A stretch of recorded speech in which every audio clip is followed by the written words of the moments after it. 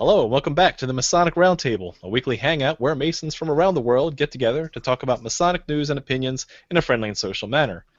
The thoughts and opinions expressed here are solely the opinions of the participants and do not represent any Grand Lodge statements or positions. Make sure you keep your conversations open for the public and on the level. To interact with us, send questions and comments to our Twitter page at Mason Roundtable or on the Facebook event page for episode 95. As usual, my name is John Ruark, past master of the Patriot Lodge number 1957 in above average Fairfax, Virginia, and, if all goes according to plan, this Thursday, back in retread as junior warden with the upcoming elections. So we could talk more about that at another time. Progressive So lines. Hollywood isn't the only one that doesn't have any more ideas, huh? That's right. So there's going to be a reboot of, what did I hear, The Mummy. So yeah, they've run out of ideas. You know, John, some people would call that a victory lap, but the problem is in Masonry, when you go back into line, there's no victory in that. There's no winners in progressive lines. All right, enough of that. Let's move over to Nick Johnson. What say you? Nick Johnson, Corinthian Lodge number 67, past master, in Big Time Farmington. All right, thank you, Nick. Robert Johnson. Hey guys, past master of Waukegan Lodge number 78 in up and coming again Waukegan, Illinois. Wacky Waukegan. Wacky Waukegan. You said you were going to do it last time. Oh yeah, I'm sorry. Robert Johnson here, past master of Waukegan Lodge in Wacky Waukegan. Woo! Wait, what was the lodge number? Nobody catch that. Secret word of the day. Well, this is off to a bad start. Juan Sepulveda. Hello, everybody. Juan Sepulveda here from Orange Blossom Lodge number 80 in freezing 76-degree Kissimmee, Florida, and the host of the Winding Stairs Freemasonry seasonal podcast. Spicy. Jason Richards. Hey, What are you everybody. now? Thanks for joining us. Jason Richards, senior warden of Acacia Lodge number 16 in good old Clifton, Virginia. Everybody put December 3rd, 2016 on their calendars because that is the tentative date, if all goes according to plan this year, of my installation as Worshipful Master. And we are totally going to stream that live for anybody who wants to watch how a different jurisdiction in Masonry does their installations. That's awesome. Congratulations. So, December 3rd of next year, putting that out there now. Also an open invitation for any brethren who want to come down and hang out with us during it. I might come. Don't screw it up. There may be a past Grand Master involved as the installing officer. Nice. Very cool. All right, I think we've done introductions. Let's move into Masonic news. Did I say good old Clifton, Virginia? You did nail. Good old Okay. Clifton. All right. Masonic news. Masonic news. Just as a reminder, set your calendars to 10 o'clock on January 12th of 2016. That will be our very special 100th episode. It will go longer. It will be one you want to watch live if you can. So we've got a lot of neat things lined up, and the least of which being the closing of our hashtag Sparklight campaign. So grab one of your handy-dandy bookmarks like Jason's going to show. Dun, da, da, da. There's one, and there's another one. So Juan has a nice one as well. Hey, it's the same one. If Imagine that.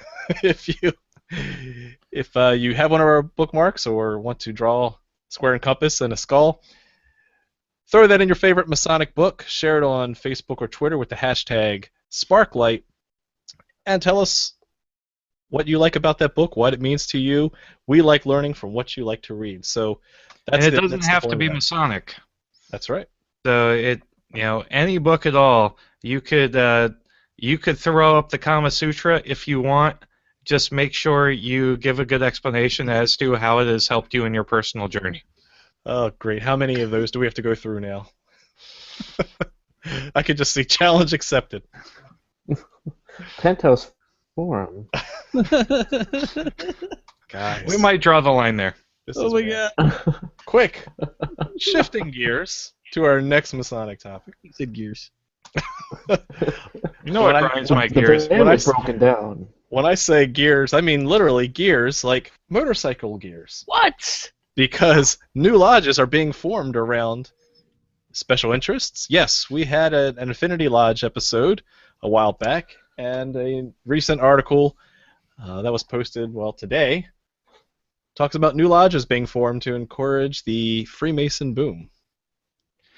Yeah, they mentioned a rugby lodge, and of course, with academic lodges are pretty much everywhere now. 'Cause they're cool. Yeah, wasn't there like a ninja lodge that we had talked about? A karate Nobody- lodge. There's Yeah, you never know Shotokan how many other brothers show up because you can't see them. Well, we could have Brother Martin Falks from Louis Masonic. He's deep into martial arts and some of those arts. So who knows? Krav Maga Lodge number 1. And for the brothers that want to get some interesting points of view regarding this news article, I shared it on the Winding Stairs Freemasonry group on Facebook, and some people are all for it. Other people absolutely hate the idea. Some people feel that it doesn't align with what we are supposed to do, and we would love to hear your opinion. So if you can come and drop your 2 cents, we would love to hear it. CrossFit Lodge number 12 to 15. How do you know if a Mason's a member? Don't worry, he'll tell you. It's funny, right? Like, the Affinity Lodge, to me, it's a neat idea. And it's a progressive idea, so I think it's fine. I like the idea. But at its base, like, kind of a common factor would be, isn't the affinity that we're all, like, we had the calling? Isn't that, I don't know. I kind of felt like that's where it should be. We've created extra stuff. But I'm okay with the extra stuff. I think it's, So then there would be no interestingly need for appendant bodies. well, well, You're interestingly channeling enough, your I inner actually, Andrew Hammer. They're a distraction. Andy Hammer is he's having a rager right now. Because you said there's no need for pendant bodies. I've been validated. Nick, you were going to say something? Oh yeah. Well, actually, interestingly enough, I actually wrote a pro-Affinity Lodge blog post about 3 years ago, and then there was an anti. So I guess I'll have to post both of those just so you can kind of get the two arguments. One is, Can you make a Venn diagram for me? I want a Venn diagram. Like a Vesica Pisces in the middle? Go. is it like when you make the heart with your hand and you're like, With the circle. "Oh, I love you." And where does Agape Lodge fit into that there, Nick? Gosh. That's not an affinity lodge. No, it's just a lodge that's weird. No. Agape Lodge is an affinity lodge for dudes who like spaghetti. Who For the knows? brothers who don't know, the brothers that don't know what the Agape Lodge is, could you give them a quick? Oh, I guess I could. That's you. Well, we're trying to form a lodge in Minnesota that would meet around a dinner table. And so it's been accused of being a supper club lodge, which is fine. Wrong, but fine. And it's the idea that we're going to take the old salon model, which was, prevalent in the Enlightenment, and then just kind of take that and move it into the Masonic Lodge. Because as you notice, in most Masonic lodges, you're sitting about 1,000,000 miles away from everybody else on the other side of the room. We're going to shorten that distance to almost nothing. So. Very cool. Moving along to the next Masonic topic, where we have... I don't know if you guys had this as part of your initiation ceremony, but apparently in Alabama, part of your initiation is to go rob a store. In fact, rob a movie theater with a plastic BB gun and a lifelike mask. So yes, that is being accused of by the defendant, who is said that it was launched as part of his initiation into the higher degree of the secret society known as Freemasonry. Wow. So he had to dress up as a past master? He's looking a little old there. Back in my day when I wanted money, I just took it from the bank. Now you got to go to the movie theater. It takes all kinds, but yet again, Freemasons are accused of ill dealings. So that happened. Don't interpret our silence as validation, please. It isn't. At least he didn't try to burn a lodge down or something. Yeah. We haven't had one of those stories, knock on wood, in quite some time. Mm-hmm. So that is not validation, but yeah. What can we say? People are crazy. Yes. That's why we're here. And also, in semi-recent Masonic news, our last item for tonight, we have, for those who are watching CNN right before Thanksgiving or so, there was a CNN special which covered, was called Targeting Terror Inside the Intelligence Wars. And there was a little Easter egg hidden in there in which Dr. Brother Mark Boisworth was shown on CNN wearing his square and compass lapel pin, his lodge lapel pin. So despite being interviewed by the CNN journalists, he was able to sneak a little light onto the air, and those with quick eyes and TiVos were able to catch it. So kudos, brother. Yeah, Mark is a longtime listener of the show, and he actually also gave TMR our first donation ever, so he's a longtime friend and brother. So, good on you. Way to sneak that in, bro. Yeah, so the Masons do rule everything. You are witnessing the birth of an additional conspiracy theory. Yes. Yes. You saw it here first. The Targeting terror. Intelligence and Masonry. Coincidence? It looks like you shopped it, bro. I'm just gonna say it. It's Probably not real. I could tell by the pixels. Yeah, Yes. I can tell with the pixels. All right. So Wait. there's Oh, more. Make espresso. On Hodap's blog, I just wanted to mention that there is the Grand Lodge of Scotland whiskey. What? What? Grand Lodge of Scotland released a whiskey. Here's the screen share for everybody who would like to see that. There's no room in Masonry for alcohol. Masonry. Talk about progressive. And you guys see this okay? Yep. Cool. So yeah, from their Grand Lodge of Scotland Facebook page, That's nice. they introduced it. Pretty neat stuff. I like the tartan label. That's pretty neat. Nice. Grandmaster Mason's choice. Yeah. All right. All right, sorry. Stocking stuffer. Yeah. If you need to find our mailing addresses, just go to the Masonic Roundtable.com. We'll be sure to send it your way. Wow, so that was a lot of news to cover. Hey, don't we have another thing that we need to cover from the UGLE? Oh, holy smokes, I didn't add that to Yes. the list. That's hot off the press. And by press, we mean Today. yes. We have UGLE, the United Grand Lodge of England, in preparation for their 300th anniversary of Freemasonry, has unveiled their new logo and branding strategy. And for those of you watching live, here it is. Drum roll, please. Boom. It's, the square and compass, but separate. But not together. So, But different. Cool. It's as above, so below. okay. Ish. There's a better view there. It kind of looks like a Rolling Stones cover. Yeah. I could see the lips. I could see a beak, Yeah. an elevator button. It could be like a Coors Light thing that they're trying. I don't know. Oh, yeah. Tap the Rockies. Yeah, yeah. Oh, when it man. gets cold enough, it turns blue. So initial reactions. How about that? That's where we're going. What do you guys think? Right off the cuff.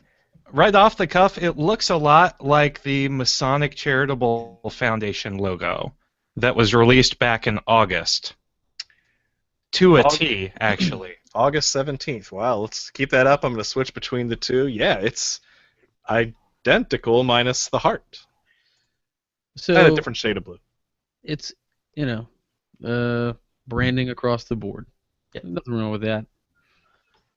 But I like that there's nothing in the center. That's nice.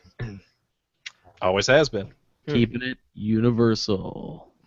Boom. Thanks, Duke of Sussex.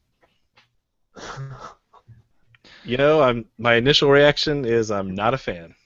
Yeah, I do understand from a graphic design perspective, trying to keep a flat design, so they went to very minimalist, flat design. And if you see what was replaced, you'll understand how there you go. There we go. That's a really, really busy. Yeah, not only is that busy, but to be honest with you, when somebody wants to use that graphic, it just reminds you of the older graphic I'm speaking of. Just reminds you of one of those graphics that when you try to blow it up too big, it looks horrible. It looks like a coloring book page, it looks like clip art you got out of a pack of clip art that you took out of a dollar store CD bin. Yeah. I have to admit, I love this old coat of arms. The I do Audi as well. V8 Tache, the United Grand Lodge. You see the two coat of arms merged together in the center. You've got the Ark of the Covenant. It's all there. It's fantastic. And here's the thing, right? Okay, Yeah. so, but get this: if you're 3 or less than 3 years away, 2 years away from your tricentennial, why are you going to change it at the last minute? I mean, you've had it for at least since the 1813s, right? So Tax purposes. yeah, touche. Well, if you look at, and then they'll have to modernize some sort of their graphic. I wouldn't be surprised if they continue to use that for other purposes, but for the sake of branding, where the target audience is a modern, younger consumer, then this new logo serves that purpose. But so most of the Redditors also had a negative reaction to it. It just, again, not knowing anything about Masonry, I couldn't tell that square and compass, right? Square and compass is the universal icon of Masonry, and especially without the G, yes, we're Yankees across the pond, but Right. that tells me not a whole lot. So If you take the square and you literally just flip it straight up, it fits into the compasses, and then if you make it right turn, it looks just like a play symbol. Like yes. Now, so all right, I'm gonna throw it down. Juan, go ahead. There's one last thing for those of you that have an affinity for conspiracies. Look at the empty space inside of the square and compasses. It mimics the silhouette of an F-117 stealth bomber. I'm just saying. Silent. Say, okay, here we go. I was half joking in the green room, but I'm gonna throw it out there. Photoshop challenge. Yes. Take this logo and see what you can come up with. Dude, There's so many things. I'm gonna be all over that. Just so Yeah. You know what? We'll show some of the good ones on the show next week. none of mine. You've got a week to do it. Yes. We said and good ones, so Good ones and ones that we deem appropriate for the non-R-rated nature of this show. Yes. Nick, what have you got there? Well, and then compare and contrast to pretty much one of the best of these, flatter designs from the New South Wales Grand Lodge. I mean, I think this one's marvelous. It's simple, it's beautiful, it's very easy to recreate, and that's why I don't understand what the United Grand Lodge of England was thinking. I mean, this one looks beautiful. That one just looks like any corporate thing. I mean, I'm imagining something like Hooli from, Silicon Valley switching their logo to look like that, It's like a Twitter thing. It's like, well, I don't even know what it means. Well, you know, they wanted to be modern again. Yes. Woo, oh, Yeah, but relevant. for logo sense, Ancient you don't have to accepted. understand what it means. Yeah. You know, for us, yeah. separated? Do you guys think they separated the jewels because the designation of how the jewels are placed denotes a degree? And since it's a public image, they separated them? Well, No. I see your No. point. I see your point, but again, If you 300 superimpose one over the other, you wouldn't see which is on top and which. Your eye fools you to see it, but unless there is some sort of shadow or some sort of delineation, you wouldn't have seen it. Well, there you go. All right, We enough time. could talk about this all night. Yeah. Brethren, whip out your Photoshop. Nick, take us away to Trivia Land with our MMQOT, the Masonic Monday question. On Tuesday. Well, that was very frightening. Thanks, John. We've done it this way for the past 10 shows. Yeah, so welcome back to Dark Shadows, and I would really like to point your attention to the answer for Masonic Monday question for the week of November 30th, 2015, which was Zum Goldenen Rad of the Provisional Grand Lodge of Hungary under the Grand Lodge of Austria. That was the home lodge that recorded that Ignace Pleyel was a member. He was considered a fellow craft, at least under their records. So, congratulations to Greg Guffey, Justin Miller, Willem Kosen, and he's still sending me how to pronounce his name, Christopher Croto, David Horlocker, Steve Whitaker, Richard Holland, Frank Scrobot, Christopher Fetko, Stephen Higdon, Joey Boyer, Simon Dick, Will Fowler, Jonathan Doucette, Michael Overturf, James Webb, Heber Longhurst, Cody Spangler, Chuck Springer, Larry Fama, and then we had two just under the wire, Michael Laidlaw, and our friend Jared Chapman. So congratulations, guys. You receive our very illustrious prize of having me congratulate you. So you're welcome. And we'll move into the Masonic Monday question for the week of December 7th, 2015. This week's question is, Freemasonry, with its concepts of liberty, equality, and brotherly love, has been linked to revolutionary causes since at least the American War of Independence. Whether it's famed revolutionaries like Garibaldi, Augustin, or Bolivar, a number of prominent Freemasons have been linked to revolutionary causes. One revolutionary group, founded in Asia by a number of Freemasons, went one step further and actually used modified Masonic rituals, including a 3-degree system and officers' positions not unlike those found in Freemasonry, in its administration. What began in secret ultimately led to open rebellion against the Spanish Empire. This short-lived republic was dissolved, and this secret group destroyed by the American military at the turn of the century. What was the name of this secret group of revolutionaries? When you have the answer, send it to masonicmonday@gmail.com. Don't forget your lodge name, your lodge number, and the hashtag Justice League. Justice League. Back to you, John. All right, thank you very much, Nick. Okay, now we can get into tonight's topic, which is justice, the fourth and final part of our 4-part series on the 4 cardinal virtues. As reference, we've talked about, let's see, temperance, fortitude, prudence, and now finally justice. Different virtues that are linked together, and we're going to discuss how justice applies to Masonry, philosophically, and in Lodge. So getting right into the definition of justice, let's go look at the modern definition. Depending on your source, really, justice is just behavior or treatment.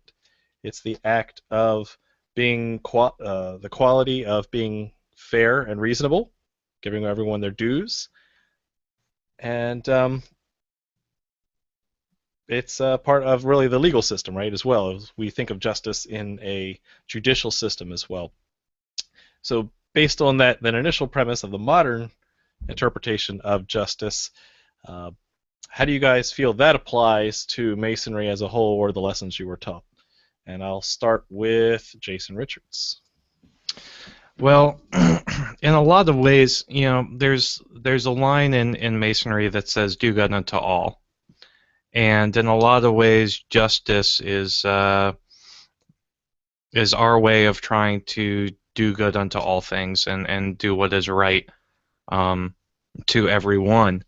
And it fits in really, really well, especially with prudence, because, again, prudence is one of those rational virtues where you have to do some introspection. It's not a gut reaction. You actually have to think about it. And then if you think that, prudence is that act of deliberation and deliberative thinking, then justice is the execution of that deliberative thinking. And of course, temperance and fortitude play into that as well, because you have to have courage in order to execute prudence. But at the same time, you also have to exercise temperance in all things. What do you think? Was that a mic drop, Jason? Yes. We didn't hear it. Well, yeah, I'll tell you. Yeah. When I think of justice, I think of harmony, where you make decisions that are going to keep the harmony, whether it is the harmony of the lodge, the harmony of a relationship between you and another person, or the harmony of society as a whole. If you think the root of many of the wars that we have in our world today and throughout history, they stem from a lack of harmony. Whether it is that religious views don't coalesce, or if it is a social political problem, it tends to come out of disharmony. And if we put a focus on being just and making the right decisions that are going to have an equal balance, how many times have you done a business dealing where you think that you're being screwed over, and that changes your perception of the individual with whom you're doing business. It changes your propensity to engage in any future interactions with them. It even affects the way that you think of the act of interacting with other people. So it's important that you are just in your dealings, and that everybody benefits, and nobody is screwed over in your process. So that's what I think about when I think of justice. It's interesting because if you go back to St. Thomas Aquinas, we've referenced him quite a bit throughout this last 4-part series. His definition of justice, which is really succinct and just really great, is justice is the constant and perpetual will to render to everyone his due. Pay wages if any be due. Yep. And that does get into, no more, no less, but what is earned, what is due, right? Yep. So it doesn't necessarily mean fairness, doesn't mean equality. It means what is earned, what that person deserves, both from a wage perspective, if you want to look at it that way, as well as a rights perspective. So I think some things that I was also reading is that justice really respects rights if it's successful. That if we have natural rights or legal rights, natural rights, being like those of life, liberty, and the pursuit of happiness, those are natural rights endowed by the Creator, then justice should uphold those at all costs. And then there are legal rights, things that you're legally allowed to do, and we have a judicial system that's there to enforce our legal rights. So you have to balance both of those from a moral virtue, from our natural set of rights and our legal rights, which can change over time. And I'm sure the lawyer wants to chime in here and, and add to that discussion. Well, it's kind of interesting, actually. It depends on what your definition of what the ultimate goal of justice is. If you're a retributive type justice thinker, you're going to try and make sure that the consequences that are met with what action is taken is going to not be fair, but arrive at some kind of equilibrium.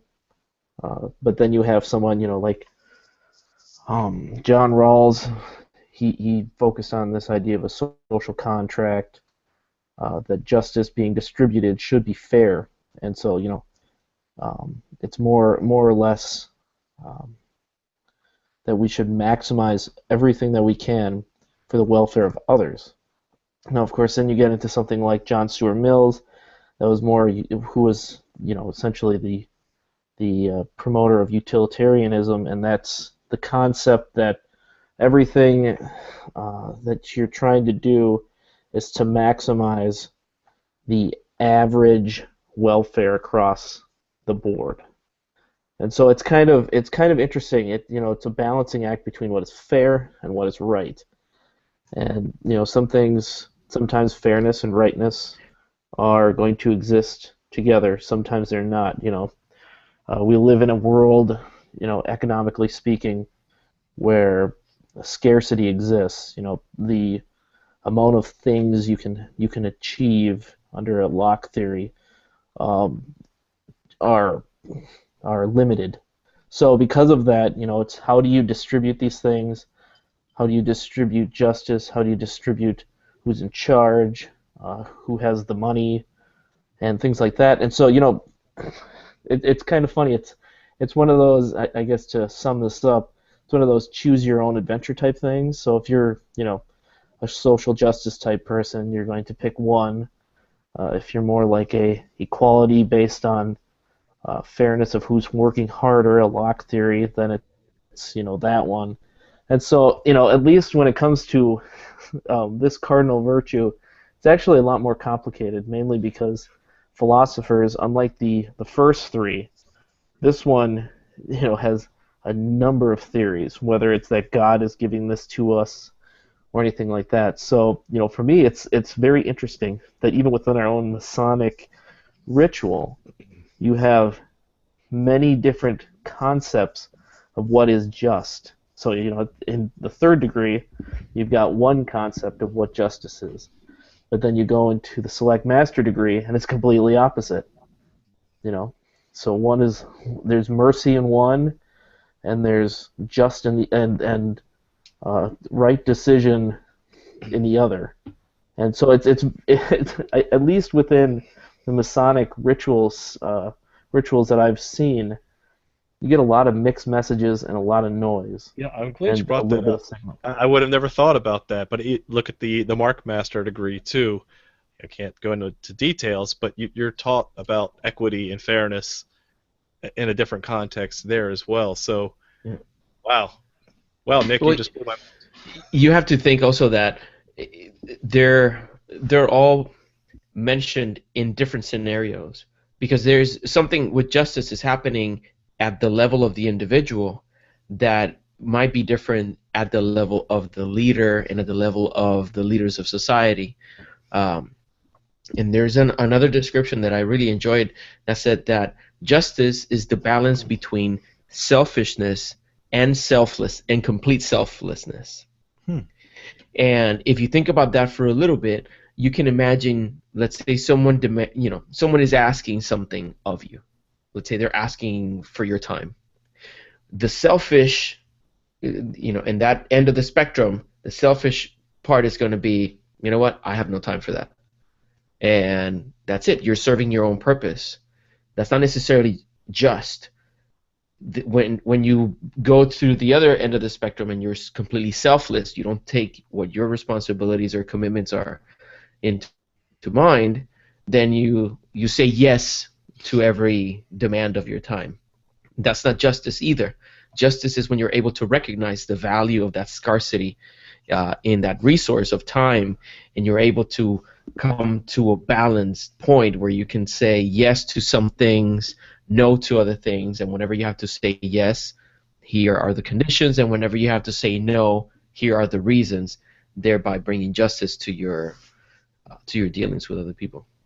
And you said something interesting there as well, Juan. You're making a differentiation between the justice of leaders and the justice of individuals, and that's actually, something to key in on, especially with the philosophers, because there is a difference between the justice of individuals and the justice of institutions. So you think about individual justice as being an outcome of that deliberative thinking process of prudence, but then you have the justice of institutions, which is, of course, an individual in an institution making a call not just based on his or her own experiences, but on a codified set of rational laws, etc., to guide them. So you kind of have to ask the question, well, which justice is inherently better? And again, we see those different kinds of justice playing out in some of the degrees throughout the Blue Lodge and the York Rite. Yeah, and I wonder if you could even put it in the context of which kind of justice is better, because I think justice is justice. It's one of those things that is very difficult to pinpoint. Oh, that was a just decision, or you're being unjust in your decision. The big difference there is if you're making the decisions for an institution or for society as a whole, you're not taking just your benefit into account. Here you are responsible for the benefit of the masses, and that's a heavy burden to carry. Robert, what do you think? For me, I guess justice is kind of one of these things that's at the top of a learning pyramid. We look at temperance, fortitude, prudence, justice. All of these kind of lead into your ability to be just. For me, temperance is kind of like being strong, and fortitude is making sure that you're having the guts to do something. Prudence is kind of making sure you're thinking about your actions so that justice happens, is acting right. All together preserves the order of things. Kind of like being just is acting the moral path. Moral path maybe being defined by people's individual dogmas. But again, there are things that we can commonly agree on that are all part of what we would consider absolute, not prima facie, moral truths.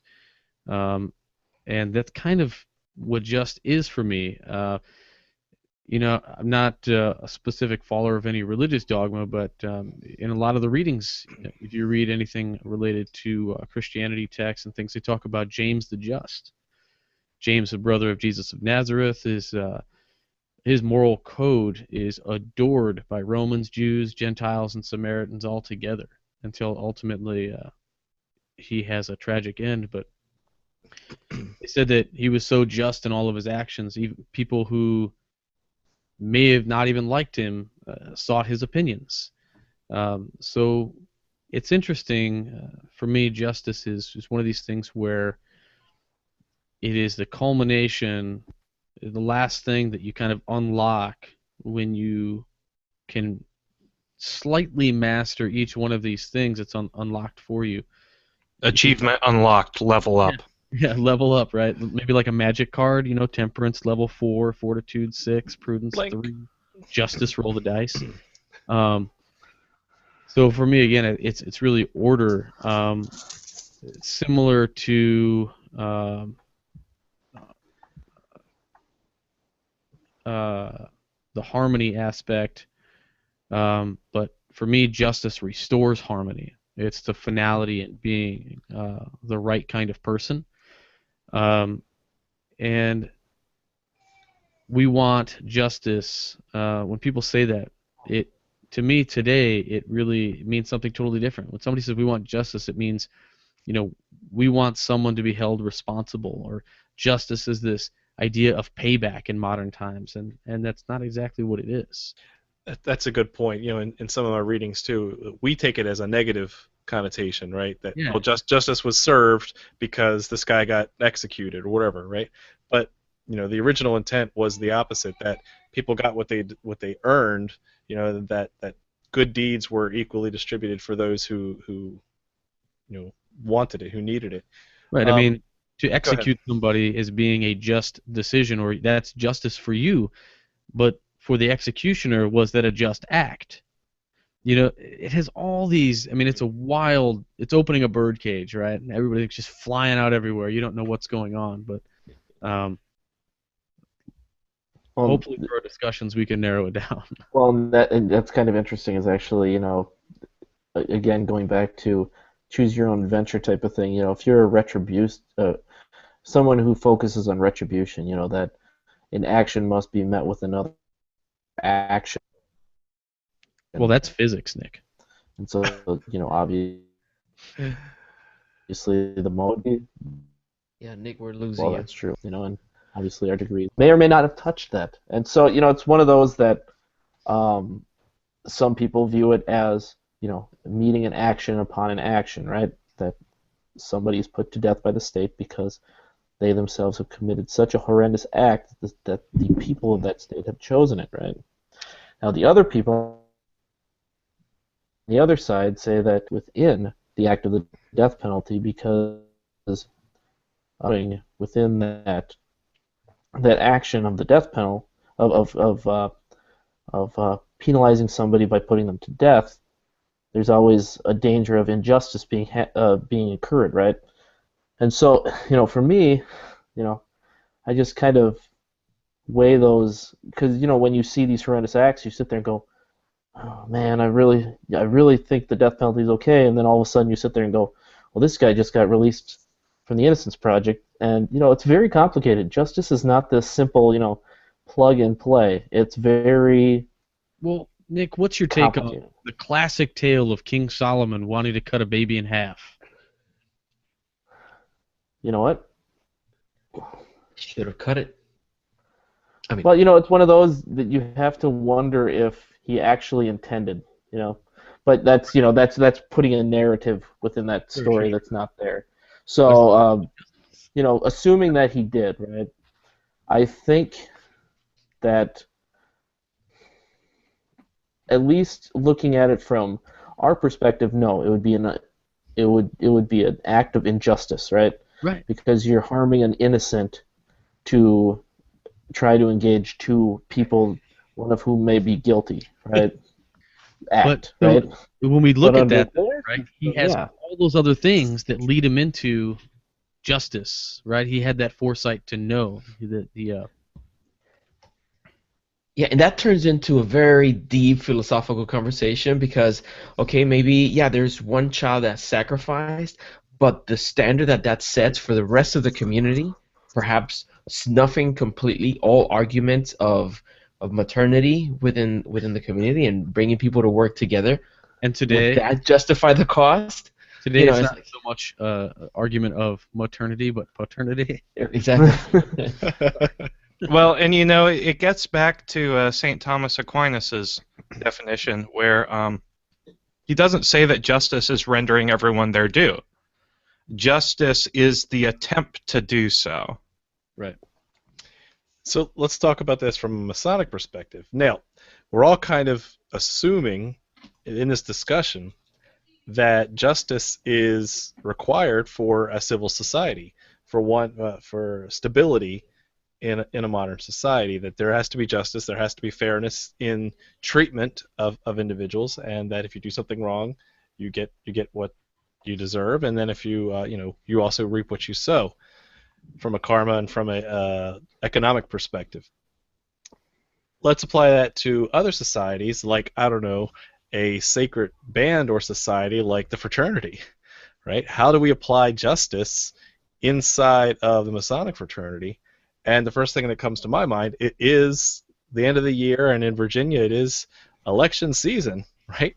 Not going to go down the progressive line rabbit hole again, but think about the best man for the job. I heard a case as late as today of a brother who was more qualified got a lower ranking position out of the elections only because it was that guy's turn and he needed another chance at it, even though he didn't do all the things that he was required to do. So the one who was more qualified got pushed back to let this less qualified brother repeat a chair to have a chance to move up. That doesn't sound like justice to me. That does not sound like giving people what they earn. And progressive lines are certainly limiting in that factor, if done poorly. I definitely have to say that many of the times in which I have seen a scenario like that, similar to that one, there is a neglect on the previously discussed virtues. Because sometimes it is that the brothers in leadership, they don't have the fortitude to actually approach brothers and speak to them frankly, because it's a difficult conversation to have. Sometimes they just are imprudent by just keeping their mouths shut and letting the chips fall where they may. And so I've seen that personally, where it is just that there's either poor leadership or just the man is not strong enough to make that difficult decision of approaching another man and telling them, listen, we think you should step down this year, take a year off or something like that. And justice as well as all the other virtues, I don't see them as a destination, but more as this ideal that you aspire to and you continue evolving towards it. Like, how do you tell that someone is physically fit? There are people that are in better shape than me, and I want to be in better shape. All I can do is, with every step I take, get closer to that ideal. And perhaps I'll never be the super chiseled, handsome guy I envision myself to want to be. You always will be to us, Juan. Thank you, Billy. Adonis. Yeah. But as long as I am taking steps in that direction, I'm fulfilling my commitment to become a better man. And perhaps that's what brothers should focus on. Your decision to be just might be difficult to pin down. What's the just thing to do in this scenario? But with every decision that you're making, if you are becoming a more just individual, more prudent, more strong individual, then you are fulfilling your commitment to become a better man and Mason. So when you talked about that, and you talked about doing the just thing, several times we've said doing the right thing is never easy. No matter how many times you do it, it never is easier, but as long as you exhibit those qualities of leadership, which is influence on others, you're always going to have that special bond with people that you care, and that's what makes the real big difference. So you'll always care that you have to make those decisions, but that's the hard part about doing it. Yeah. Let's take us for example. I've had to bring things up to you, brothers, that it has been difficult to bring up. I'm uncomfortable with this, or I like this, or I really don't like that. That's not easy to do. But I feel like it's my responsibility to not be a coward and not be. I think it's my responsibility to be honest with you. That's the least that I can do. And it might be uncomfortable, and at the moment where we speak, it might be difficult to deal with it. You might think I'm being let me avoid the. We don't need to go through this conversation again, Juan. Jeez, I know you don't reciprocate my feelings. Listen, it's not that you're ugly. I mean, I think you're handsome, but it's not you. It's. I wear the bow ties for you. Oh, this is going downhill. Hey, what does social media think, Jason? Juan, did you have anything else to say before I completely steal your thunder? No. I mean, that's the thing. It's like That's a good point. it's not easy every time for you to say what you feel, but if it's towards people that you respect and people that you love, I think that the best decision is for you to have the fortitude to bring the difficult subjects to mind, to the conversation, and do it with prudence so that you can be just in your outcome. All right, well, I got to open up social media with this. Simon Dick wins the internets for the first Photoshop job with the UGLE's new logo. He heard somewhere that Pac-Man was a Freemason. With two little chompy ghosts behind him. As square compasses. Yeah. All right, gauntlet thrown. We need Donnie Dillon. So that's awesome. We've had some really good conversations going on the Facebook page today. Jared Chapman asks, which kind of justice is better, JSA or JLA? JLA. Maruka. I didn't get the reference because I fail. Is this a comic book thing? We can't all be cool, bet Jake. you there's a Sorry. superhero somewhere. You know, Okay. Whereas Nick and I live in multiple comic book universes, you're stuck inside the weird telephone booth Doctor Who thing that's apparently bigger on the inside than it is on the outside. Whatever. And he always has companions with him. Yeah, what is it? Come on. Ooh. Anyway, Doctor Who is not a pervy old man. Well, Not anymore. but anyway, so here's a question from Brother Gerald Brown. Is karma justice? Maybe. Not a Hindu. So. Well, you could Anytime I notice it, it is. so if you think that there's a natural order to things, you think that there is positive and negative things, you think there's consequences to your actions, then absolutely. I think it's a natural form of justice. I tend to subscribe a little bit to it, that I think that, my mother raised me. She said, no matter what you do, if you do something wrong, you're going to get caught. And so I believe there's some truth in that. So get this. Yeah. Continue, John. I'm sorry, I didn't want to cut you off. That's it. Okay. So here's my karma story. Coming home from a third degree, a dude totally wrecks my car. This was a few years ago.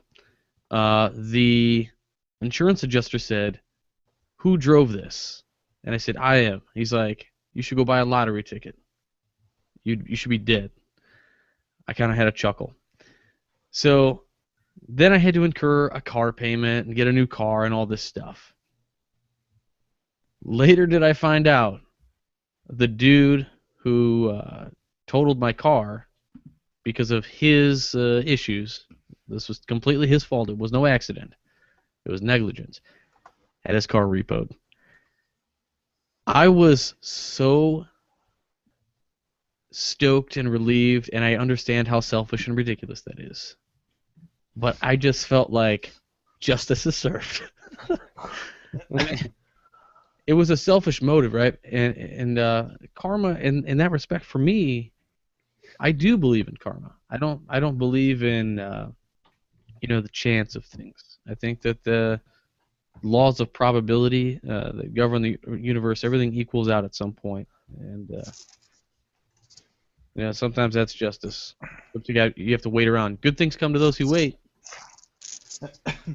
Well, you know what? Here's another look from Chris Streeper of justice, and it really gets at the rationalist thinking of how justice is inherently a personal thing, shaped by personal experiences. And I think that's just interesting. Our podcast listeners. So it's a group of 3 fish, one bigger than the other, and the biggest one is they're each about to eat the next smallest one. The smallest one says, "There's no justice in the world." The middle one says, "Well, there's some justice in the world," and the biggest one says, "Well, the world is just." So a lot of justice depends on where you're sitting. Mm-hmm. And so, again, one thing to understand about it, justice doesn't necessarily mean fairness. You try, but Justice League. but yep, Justice League of America. There's a comic book. Justice League Dark, that's what I'm into. So. Hmm. Oh, Vertigo Comics. Oh. So, here's something interesting from Terry T. Mills. He says, "To be just is to apply all 4 cardinal virtues in your actions and daily interactions." And this gets back to what Robert was saying earlier about justice being kind of the pinnacle of all the other virtues. Which I thought was pretty cool. Makes sense.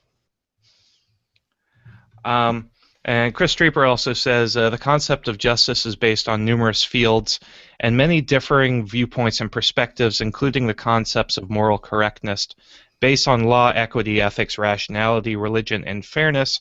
And when you take all of that in context, these all exude Masonic values, most especially those taught by the working tools, the plumb, square, and level.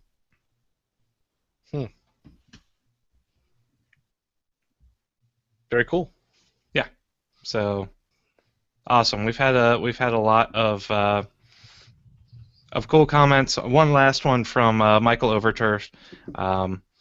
He finds that that 3 ruffians represent temperance, fortitude, and prudence, and a certain 4th actor represents justice. So I'm not quite sure how that works, but it's interesting nonetheless. Albert Pike may or may not disagree with you.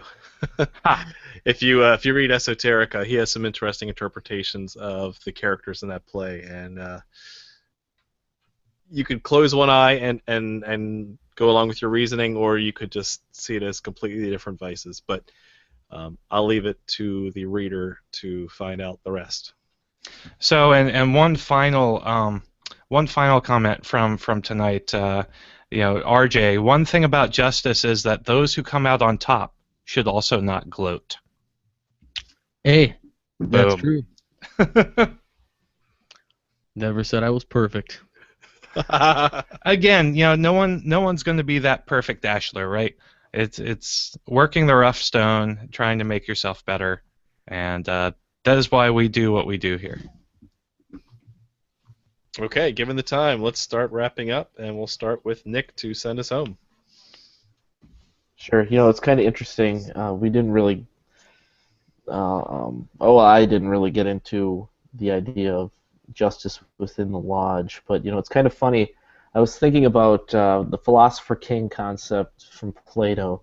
This idea that the ruler should be that who is a philosopher, the lover of ideas. And I'm starting to think to the that because the rulers of Callipolis, Callipolis, there we go, were philosophers first, then kings.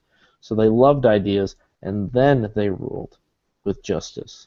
And I think that's kind of an interesting idea, that the person who is most just is the person who is willing to accept all information that he is given, and then from that work his ideas back out to better serve the people that he is ruling. And that's something that rulers have failed at from time immemorial. It's just something they do. But I think, at least within Masonry, it's kind of fascinating that we essentially empower a single individual within the lodge and pray to the great architect of the universe that he is going to exist in that lodge as something more than just a title seeker or something like that, but somebody who is willing to take all those lessons that he has learned and to put them out again into the community and of the community of brothers and actually do something. And I think that makes, it's kind of interesting how it works, that oftentimes worshipful masters are actually extremely just in their decisions. And I think it's just the weight of having that much power just essentially binds you to those decisions yourself. So I just thought that was really interesting that within Freemasonry we empower somebody and they immediately try to find ways to reduce their own power. So that's pretty much all I have. Justice is probably one of the most complicated of the cardinal virtues. You're pretty much going to have to find tomes, look for the Oxford Library, the Harvard Library type things, and start digging in because there is a lot. I mean, even modern stuff. You've got Rawls, you've got libertarian thinker. Anyway, I can't remember his name, but he was, this concept is still going on now. I mean, this is a fresh, hot topic of understanding, and I don't think it'll ever go away, which is actually a good thing. So, with that, my name is Nick Johnson. I run a blog, millennialfreemason.com, and I'm going to be jumping into a frozen lake at the end of February. So if you want to donate, let me find my page. There I am, right there. Oh man, look how fresh-faced I am. I'm not even freezing. So help me freeze. I'll send the link out at some point. So thanks, guys. That's about it. Thank you, Nick. Robert Johnson. You're muted. There you go. You're still muted. Oh, hey, my mic was muted. My bad. Just thanks for joining us on the episode. This was a really interesting culmination to discussing these 4 virtues. Just this week in Lodge, the Master called a meeting to discuss the future of the fraternity and ultimately the plans and goals of our lodge in particular.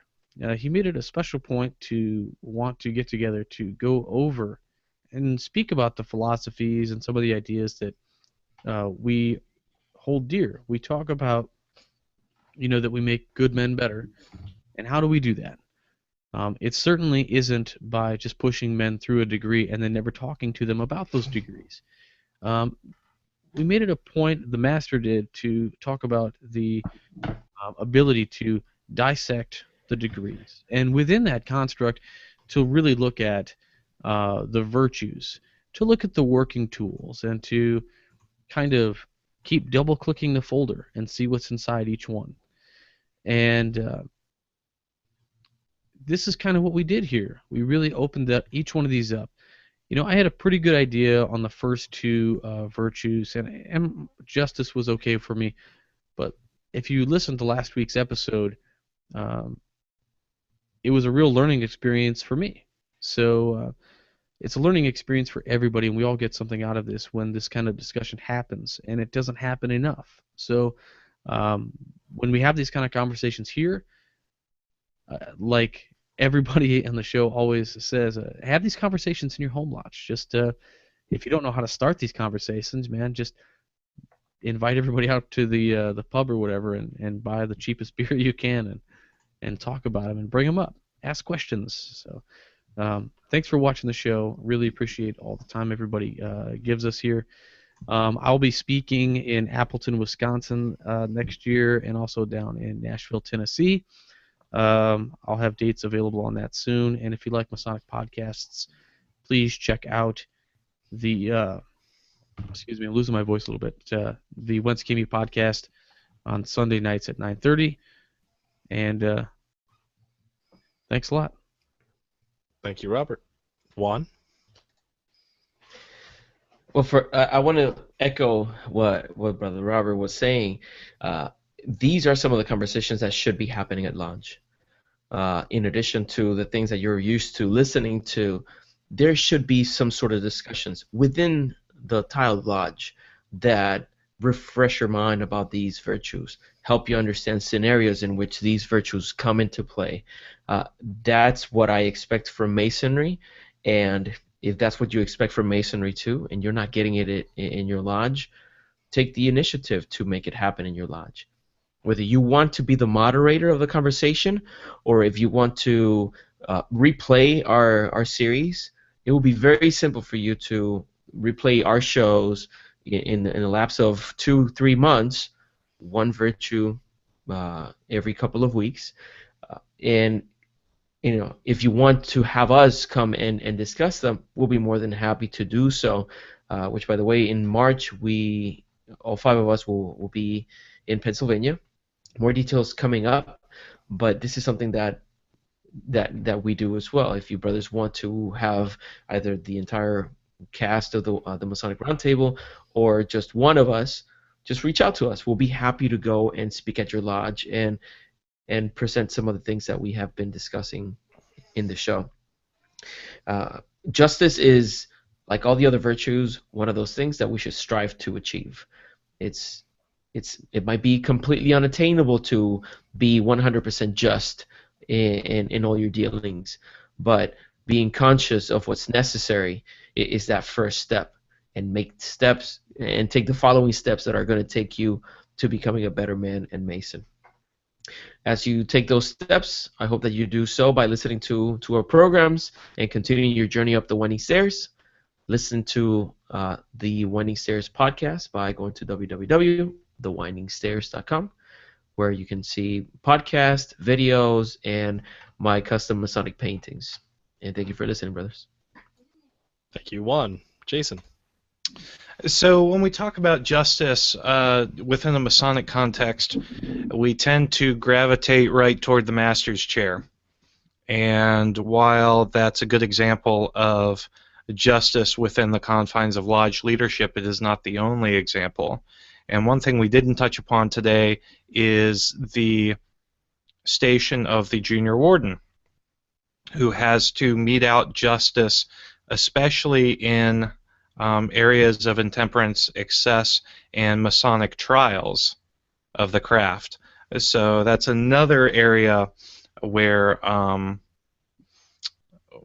justice is a firm fixture in the lodge. Of course, we don't ever want to have to bring someone up on Masonic charges, but remember, just because Masonry is an institution designed to make good men better, it doesn't mean that we always succeed in executing the best qualities possible. So just something to throw back to life in the lodge. And I do believe it's interesting that the master rules and governs and has kind of the ultimate justice authority. But then I think the beauty of that is that justice authority is a revolving door. And you get a fresh perspective and a different way of doing business every single year. More or less, depending on whether you have a progressive line or not. So that's interesting and fun. So thanks everybody for watching. John, you're going to mention the poll, right? Okay. Correctamundo. So check out Facebook after this episode because we need to get your feedback on some stuff. Thanks for watching.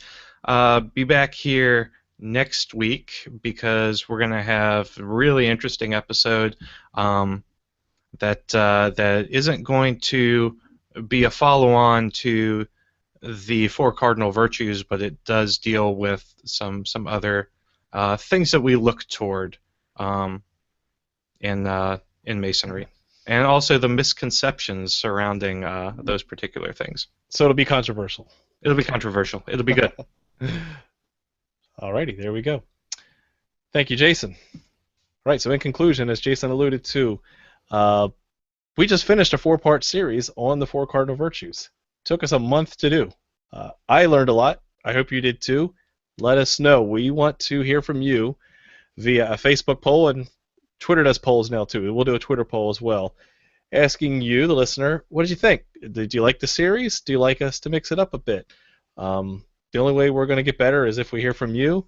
And so let us know. Did you like the contiguous episodes, or do you want us to mix it up? Do you want us to vary up the topics, or do you want us to stick with a theme? So make sure you check that out after we go off the air. We'll post that shortly. They're hereafter. And I also wanted to just wish a very happy Hanukkah to our Jewish brethren. As you can see, I'm decorated for the holidays here as well. We're getting into that time of year for the winter solstice, the St. John's Day, and all the good winter reflections you're supposed to have. With that, I've said my piece, so thank you very much for watching, and keep searching for more light. See you next week. Goodbye.